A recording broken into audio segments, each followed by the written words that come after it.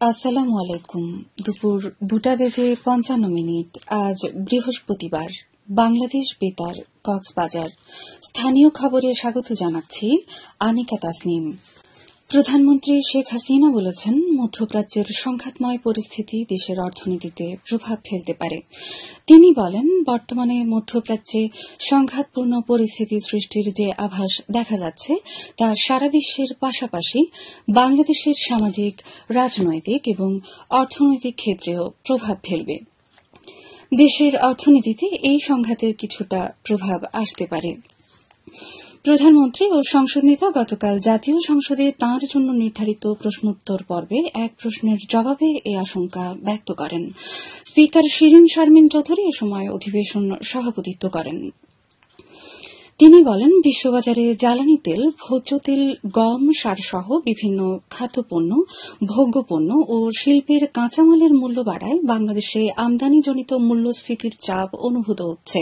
তবে এ পরিস্থিতিতেও সরকার মূল্যস্ফীতি নিয়ন্ত্রণ ও জনগণের উপর এর প্রভাব প্রশমনে সর্বাত্মক চেষ্টা চালিয়ে যাচ্ছে। কক্সবাজারে মৎস্য অধিদপ্তর ও ওয়ার্ল্ড ফিশ এর আয়োজনে ইকোফিশ 2 প্রকল্পের 5ম বছরের কর্মপরিকল্পনা বিষয়ক কর্মশালা অনুষ্ঠিত হয়েছে। আজ শহরের কলাতলীর একটি হোটেলের সম্মেলন কক্ষে ইউএসএআইডির অর্থায়নে মৎস্য অধিদপ্তর, মৎস্য গবেষণা ইনস্টিটিউট ও বিএফটিসির কর্মকর্তাদের সাথে এই কর্মশালা অনুষ্ঠিত হয়। এতে প্রধান অতিথি ছিলেন বাংলাদেশ মৎস্য অধিদপ্তরের মহাপরিচালক মোহাম্মদ আলমগীর। ইকোফিশ 2 প্রকল্পের চিফ অব পার্টি ড মোহাম্মদ মোকাররম হোসাইনের সভাপতিত্বে এতে বাংলাদেশ মৎস্য অধিদপ্তরের প্রধান বৈজ্ঞানিক কর্মকর্তা ড মোহাম্মদ আব্দুর রউফ, চট্টগ্রাম সামুদ্রিক মৎস্য দপ্তরের পরিচালক মোহাম্মদ আব্দুস সাত্তার বক্তব্য রাখেন। এতে মৎস্য সেক্টরের উন্নয়নে চ্যালেঞ্জগুলো তুলে ধরা হয়। দিনব্যাপী কর্মশালায় মৎস্য অধিদপ্তরের বিভিন্ন জেলা উপজেলার 50 জন মৎস্য কর্মকর্তা, মৎস্য গবেষণা ইনস্টিটিউট ও বিএফটিসির কর্মকর্তা, ইকোফিশ 2 প্রকল্পের বিজ্ঞানী ও গবেষক উপস্থিত ছিলেন। চট্টগ্রামের কর্ণফুলী নদীতে বাংলাদেশ বিমান বাহিনীর একটি ইয়াক 130 প্রশিক্ষণ বিমান বিধ্বস্ত হয়েছে। এতে বিমানের এক পাইলট নিহত হয়েছেন। আন্তঃবাহিনী জনসংযোগ পরিদপ্তর আইএসপিআর এর এক বার্তায় এ তথ্য নিশ্চিত করেছে। আজ সকাল 10:30টায় চট্টগ্রাম বন্দরের পতেঙ্গা কন্টেইনার টার্মিনাল এলাকায় এই দুর্ঘটনা ঘটে। নিহত পাইলট স্কোয়াড্রন লিডার অসীম জাওয়াদ, তিনি চিকিৎসাধীন ছিলেন। এ ঘটনায় আহত আরেক পাইলট এখনও হাসপাতালে চিকিৎসাধীন আছেন। নৌপুলিশ সদরঘাট থানার ওসি একরামুল্লাহ এ তথ্য নিশ্চিত করেছেন। টেকনাফে বিশুদ্ধ পানির সংকট নিরসনে স্থানীয় জনপ্রতিনিধিদের করণীয় শীর্ষক দিনব্যাপী এক প্রশিক্ষণ কর্মশালা অনুষ্ঠিত হয়েছে।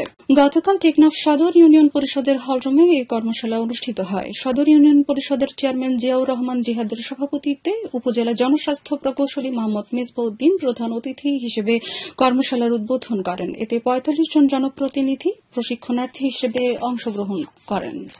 আবহাওয়া। আজ দুপুর 12টা হতে আগামীকাল দুপুর 12টা পর্যন্ত কক্সবাজার ও পার্শ্ববর্তী এলাকাসমূহের জন্য আবহাওয়ার পূর্বাভাসে বলা হয়েছে, আকাশ অস্থায়ীভাবে আংশিক মেঘলা সহ মেঘাচ্ছন্ন থাকতে পারে। সেই সাথে কিছু কিছু জায়গায় অস্থায়ীভাবে দমকা অথবা ঝড়ো হাওয়া সহ বৃষ্টি অথবা বজ্র সহ বৃষ্টি হতে পারে। বাতাস দক্ষিণ দক্ষিণ পশ্চিম দিক হতে ঘণ্টায় 8 থেকে 16 কিলোমিটার বেগে প্রবাহিত হতে পারে। সেই সাথে অস্থায়ীভাবে দমকা সহ দক্ষিণ দক্ষিণ পূর্ব দিক হতে ঘণ্টায় 30 থেকে 40 কিলোমিটার বা তারও অধিক বেগে প্রবাহিত হতে পারে। কক্সবাজার সমুদ্র বন্দরের জন্য কোনো সংকেত নেই। আগামী 24 ঘণ্টায় দিন ও রাতের তাপমাত্রা সামান্য বৃদ্ধি পেতে পারে এবং রাতের তাপমাত্রা প্রায় অপরিবর্তিত থাকতে পারে। আজ সূর্যাস্ত যাবে সন্ধ্যা 6:21। আগামীকাল সূর্যোদয় হবে ভোর 6:16। আজকের সর্বনিম্ন তাপমাত্রা ছিল 23.3 ডিগ্রি সেলসিয়াস এবং সর্বোচ্চ তাপমাত্রা ছিল 32.5 ডিগ্রি সেলসিয়াস। এখন জানিয়ে দিচ্ছি বাঁকখালী নদীর মোহনা ও সংলগ্ন এলাকার সামুদ্রিক জোয়ার ভাটার সময়সূচি। আজ জোয়ার শুরু হবে বিকেল 5:52, চলবে রাত 11:21 পর্যন্ত। ভাটা শুরু হবে রাত 11:21, চলবে ভোর 5:54 পর্যন্ত। পুনরায় জোয়ার শুরু হবে ভোর 5:54, চলবে আগামীকাল বেলা 11:50 পর্যন্ত। খবর শেষ হলো। আমাদের পরবর্তী খবর প্রচারিত হবে আগামীকাল সকাল 9:25।